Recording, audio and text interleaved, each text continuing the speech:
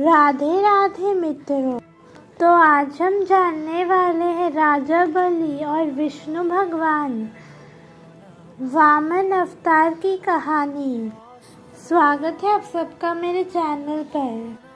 राजा बलि और वामन देव की कथा की सीख। जब कोई अच्छा काम कर रहा होता है तो उसे रोकना नहीं। अच्छा काम भी पूजा पाठ की तरह होता है। राजा बलि और वामन अवतार से जुड़ी कथा है।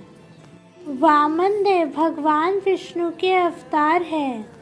असुरों के राजा बलि ने देवताओं को युद्ध में पराजित कर दिया था और स्वर्ग अपने कब्जे में ले लिया था। बलि की वजह से सभी देवता बहुत दुखी थे। दुखी देवता अपनी माता अदिति के पास पहुँचे और अपनी समस्या बताई।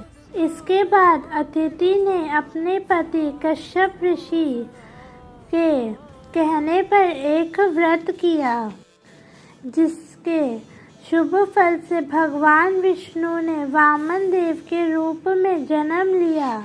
वामन देव ने छोटी उम्र में ही दैत्यराज बलि को पराजित कर दिया था। बलि अहंकारी था। उसे लगता था कि वह सबसे बड़ा दानी है।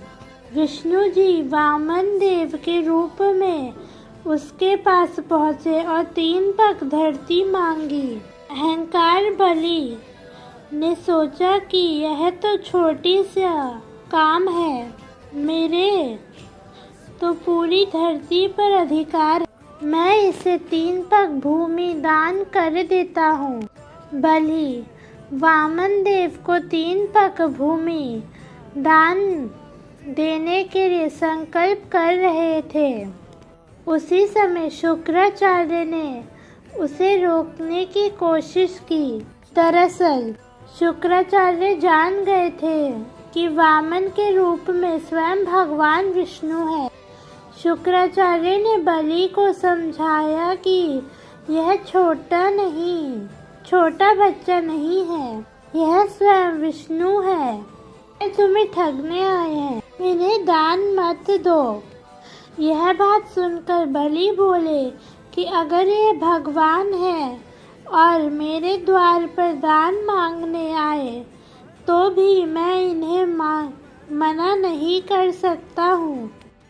ऐसा कहकर बलि ने हाथ में जल का कमंडल लिया और वो शुक्राचार्य छोटा रूप धारण करके कमंडल की डंडी में जाकर बैठ गए, ताकि कमंडल से पानी ही बाहर ना निकले और राजा बलि संकल्प ना ले सके। वामन देव शुक्राचार्य की योजना समझ गए। उन्होंने एक ही पतली लकड़ी ली और कमंडल की डंडी में डाल दी, जिसके अंदर बैठे शुक्राचार्य की एक आँख फूट गई और वह तुरंत ही कमंडल से बाहर आ गए।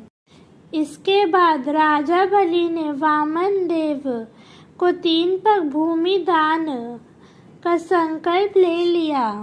राजा के संकल्प लेने के बाद वामन देव ने अपना आकार बढ़ाकर एक पग में पृथ्वी और दूसरे पग में स्वर्ग नाप लिया। इसके बाद उन्होंने राजा से कहा कि अब मैं तीसरा पग कहाँ रखूं? यह सुनकर राजा बलि का अहंकार टूट गया। तब बलि ने कहा कि तीसरा पग आप मेरे सिर पर रख सकते हैं। बलि की दानवीरता देखकर वामन देव प्रसन्न हुए और उसे पाताल लोक का राजा बना दिया। जीवन प्रबंधन। इस कहानी की सीख यह है कि जब भी कोई व्यक्ति अच्छा काम कर रहा हो तो उसे रोकना नहीं चाहिए। इस कहानी में शुक्राचार्य राजा बलि को दान करने से रोकना रोक रहे थे। इस काम की वजह से उन्होंने अपना एक आँख खोनी पड़ी।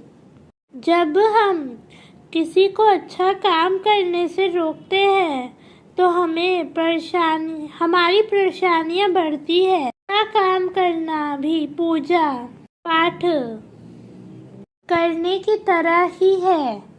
हमें भी नेक काम करते रहने चाहिए। धन्यवाद।